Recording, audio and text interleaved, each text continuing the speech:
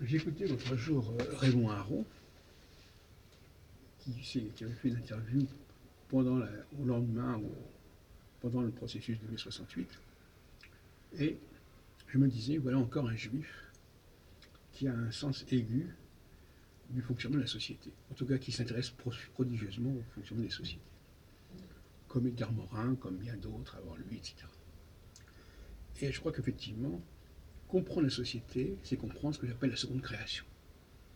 Parce que l'organisation de notre société, elle dépend, à mon avis, de l'astrologie. Et l'astrologie, c'est une structure qui a été créée par des dieux, si on peut dire.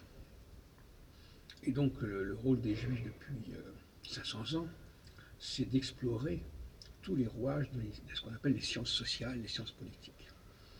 Et je crois que la plupart des Juifs d'un certain niveau sentent que c'est dans le domaine des sciences sociales, des sciences politiques, des sciences juridiques, peu importe, qu'ils doivent s'exprimer, qu'ils ont quelque chose à faire, que la contribution des Juifs est importante.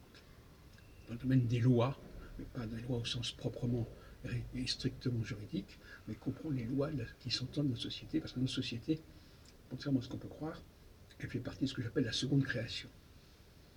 C'est-à-dire qu'elle est dans le domaine de la technique, en fait. Le social relève de la technique, parce que notre société, elle est organisée d'un point de vue technique. Et l'astrologie montre bien le rapport entre la technique et le social.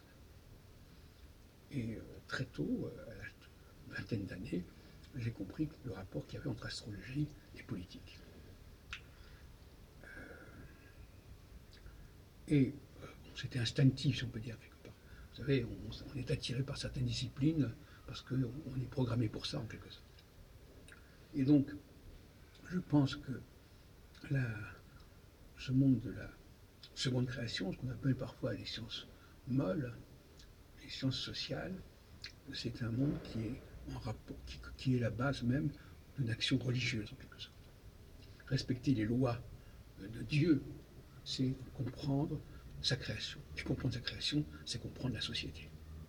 Parce que cette société, elle a été voulue par ce Dieu-là, qui n'est pas le Dieu initial, original, mais qui est un Dieu né d'une première création. Mais quand on emploie le mot création aujourd'hui, on l'entend toujours dans le sens de seconde création, à part le fameux livre de la création. C'est-à-dire que réellement, le mot création, c'est une création à partir de matériaux déjà existants. Et c'est ça qui nous intéresse.